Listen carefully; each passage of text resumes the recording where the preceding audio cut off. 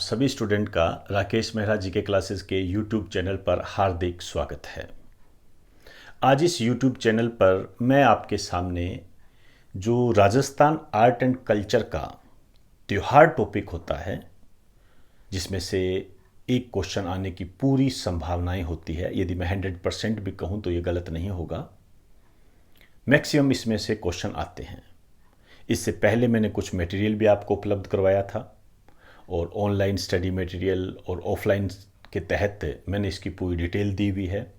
तो जो बच्चे किसी भी तरह से तैयारी कर रहे हो, मैं उनको ये बताना चाहता हूँ कि आपने उस टॉपिक में से क्वेश्चन का लेवल क्या निर्धारित करना है, आपकी सोच क्या होनी चाहिए, किस तरीके से क्वेश्चन आपके बनेंगे, वो मैं 3 क्वेश्चंस को एग्जाम्पल के रूप में आपके सामने पेश कर रहा हूँ, जो कि राजस्थान पुलिस जैसे कांस्टेबल हो गया, एसआई हो गया और आरएस जैसे एग्जाम में आए हुए हैं। इस लेक्चर को आप ज़्यादा से ज़्यादा शेयर करें ताकि त्योहार टॉपिक से संबंधित जो क्वेश्चंस हैं उसकी पकड़ अन्य स्टूडेंट के जहन में भी आ सके।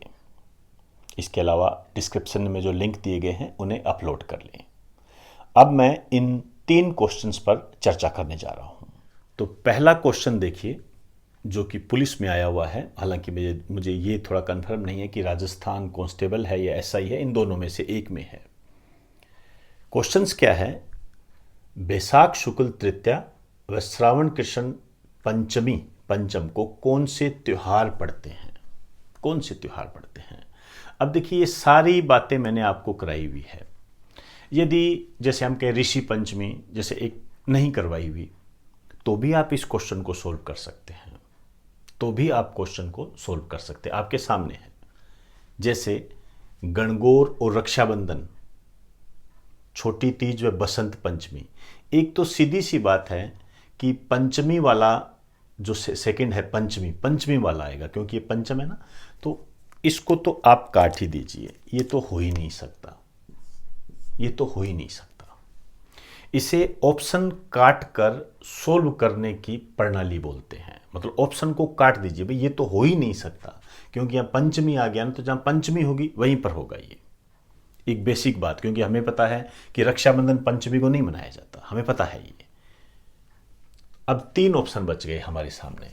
अब देखिए, अब आप देखते हो कई बार कि आखा तीज हो गई, नाग पंचमी, बड़ी तीज, ऋषि पंचमी, छोटी तीज श्रावण के महीने में आती है। यहाँ बैसाख है, हो ही नहीं सकती। बड़ी तीज भाद्रपद के महीने में आती है, क्योंकि ये 2-3 बातें तो हमें वैसे भी याद रखनी है, तो ये 2 वैसे नहीं हो सकते। बच गई आखा तीज व नाग पंचमी। हालांकि ये दोनों आपको करवाए हुए हैं, आप वैसे भी कर सकते हो। लेकिन यदि हम भूल जाएं और हमें 1-2 ही याद हो, तो फिर हम क्वेश्चन कैसे सोल्व करें? तो फिर इसका आंसर ये हो जाएगा। क्लियर? अब आइए दूसरा क्वेश्चन। आरएस 2013 में आया हुआ है। उस टाइम ये जब पेपर आया था तब काफ़ी टफ माना जा रहा था और एक नई प्रणाली राजस्थान में प्रारंभ हुई थी। राजस्थान में विभिन्न समय पर निम्नलिखित त्योहार मनाए जाते हैं। नाम दे दिए छोटी तीज, आखा तीज, गणगौर, कजली तीज। फिर कहता है कैलेंडर वर्ष के अनुसार इनका तिथि क्रम क्या है। अब तिथि क्रम आपको दे दिया ना, तो इसने आपको ये कहा कि शक संवत इस्तेमाल करो, ना इसने कहा अंग्रेजी कैलेंडर इस्तेमाल करो, और ना ही इसने कहा कि बढ़ता क्रम बताओ या घटता क्रम, कुछ नहीं कहा इसने। तो इन सब सिचुएशन को हम हल कैसे करेंगे? इन सिचुएशन को हम हल करेंगे ऑप्शन के आधार पर। जैसे त्योहार मनाए जाते हैं, तो ये त्योहार तो ऐसे हैं, लगभग मैंने तो आपको करवाए हुए हैं, और अन्य आप कहीं भी आप पढ़ रहे होंगे तो वहाँ भी आपको ये करवा दिए गए हैं। जैसे छोटी तीज है, आप जानते हो श्रावण के महीने में होती है, सभी जानते हो श्रावण के महीने में होती है। आखा तीज अभी अपनों ने कहा बैसाख के महीने में होती है। गणगौर ये चैत्र के महीने में होती है। कजली तीज, बूढ़ी तीज, सातुड़ी तीज, बड़ी तीज, ये कब होती है? ये भी भाद्रपद के महीने में होती है। अब आपके सामने है सारी चीज़ें। अब मैंने आपको करवाया हुआ है इन महीनों का क्रम। अब यदि किसी के महीनों का क्रम पता है तो मुझे नहीं लगता कि वो क्वेश्चन गलत कर सकता है। जैसे सबसे पहले महीना भी पता होगा तो भी वो आधा क्वेश्चन तो वैसे ही सोल्व कर लेगा। जैसे हम सभी कहते हैं कि पहला महीना चैत्र होता है, तो चैत्र वाला ऑप्शन पहले आएगा, सी, मतलब सी पहले आएगा। क्लियर? अब लास्ट में तो सी है ही नहीं, तो देखना ही नहीं है, पहला सी आएगा।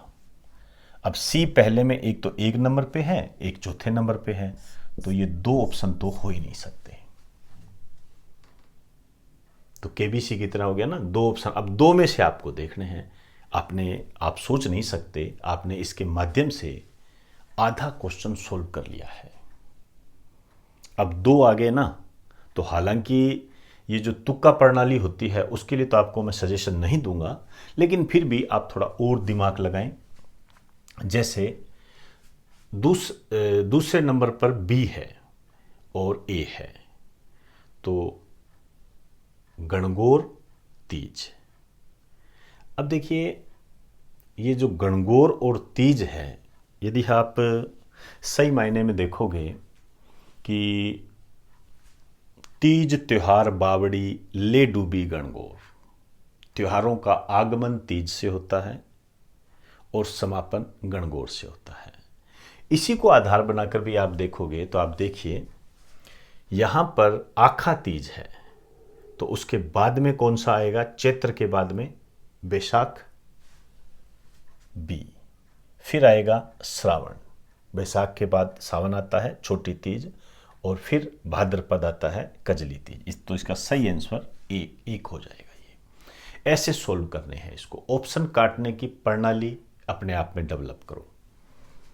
फिर देखिए, राजस्थान एसआई का क्वेश्चन है ये। निम्नलिखित कथनों पर विचार करें और नीचे दिए गए कोड के आधार पर प्रश्नों का उत्तर दें।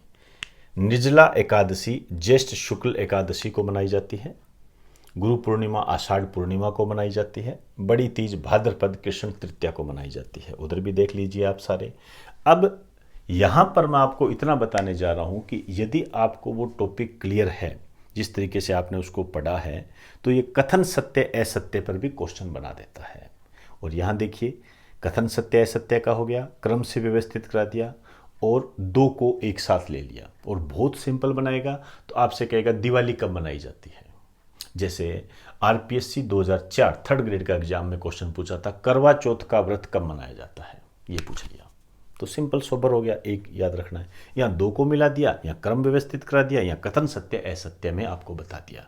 और कथन सत्य असत्य ये मेरिट निर्धारित करने वाले क्वेश्चनों में शामिल होता है, ध्यान रखना। ये डिमांड होती है आपकी कि ये आपका टॉपिक कितना एक्सप्लेन तरीके से आपके क्लियर है। तो इसे जब आप देखोगे तो इसका सही आंसर होगा डी। तो इस टाइप से क्वेश्चन त्योहारों पर बनते हैं। तो एक बार आप इसे राइट डाउन कर दीजिए।